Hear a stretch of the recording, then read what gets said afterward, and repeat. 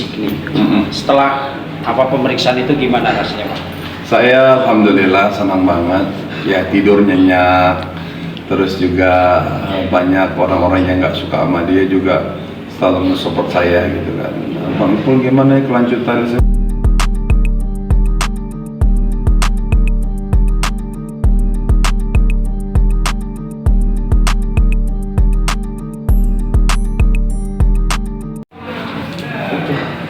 Selamat malam, Bang Ipul. Oke, selamat Terima kasih. malam. Kita kebetulan banget ya ketemu di sini, nggak nyangka juga tadi, Bang. Saya alhamdulillah. Tadinya mau cari ke rumahnya, ternyata ada di sini. Alhamdulillah. Bang, Ya, siap. kemarin udah diperiksa sebagai saksi pelapor ya? Iya, betul. Iya. Kemudian tinggal menunggu dari Persik nih. Setelah pemeriksaan itu gimana rasanya, Pak? Saya alhamdulillah senang banget. Ya, tidur nyenyak. Terus juga banyak orang-orang yang nggak suka sama dia juga selalu mensupport saya gitu kan. Bang Ipul gimana ya kelanjutannya? Oh lanjut, saya bilang begitu. Alhamdulillah, artinya ini adalah bentuk sebuah keseriusan saya yang memang sudah tidak bisa dibiarkan ya atas kelakuan seorang wanita yang udah saya anggap, awalnya saya masih menganggap dia sebagai saudara, tapi kok begini gitu loh. Saudara di tahun 2022 yang sebelum-sebelumnya tidak pernah ada selek, kami selalu menjaga, kok seperti kayak tidak pernah kenal gitu ya. Padahal kita dulu pernah sama-sama saling menjaga gitu. Tiba-tiba dia mengeluarkan kata-kata yang sangat di luar dugaan saya sebagai orang yang pernah kenal dia gitu. Saya selama ini menutupi boroknya dia. Selama perkawinan kami saya selalu tutup semua borok dia. Tiba-tiba di tahun 2022 itu saya ingat banget.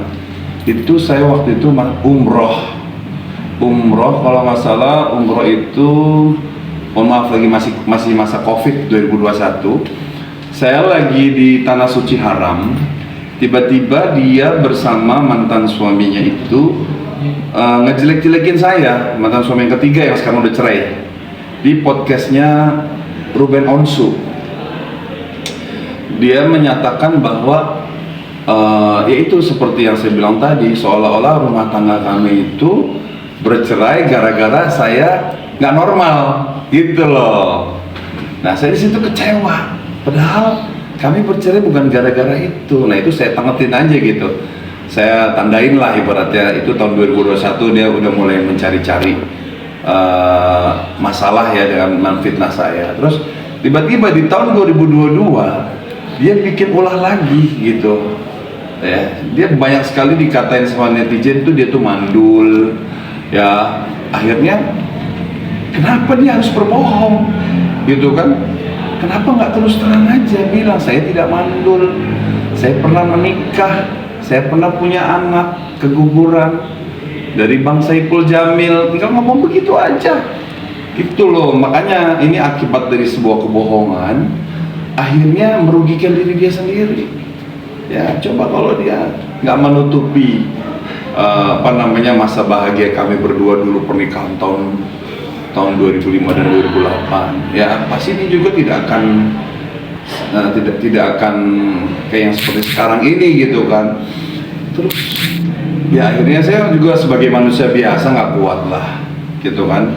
Padahal saya tidak pernah ngejelek-jelekin dia sedikit pun. Saya tidak pernah namanya bikin statement yang melukai hati dia. Saya tidak pernah bikin berita yang nggak benar tentang dia ya kan.